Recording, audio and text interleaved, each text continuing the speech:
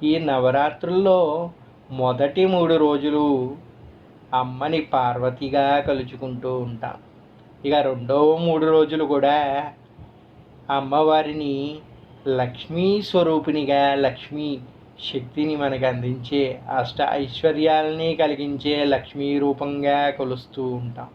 ఇక ఆఖరి 3 రోజుల గురించి వస్తే మనకి బుద్ధిని, ఇచ్ఛాశక్తిని అన్నిటినీ ప్రసాదించి విద్యను అందించే సరస్వతీ స్వరూపునిగా కొలుస్తూ ఉంటారంట.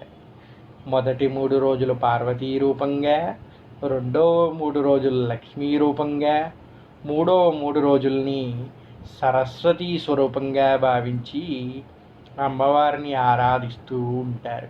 అదే ఈ శరన్నవరాత్రుల యొక్క ప్రత్యేకత. మరి ఆ 9 రూపాలని ఏ విధంగా వర్ణించారయ్యా అంటే దేవీ భాగవతంలో ఈ విధంగా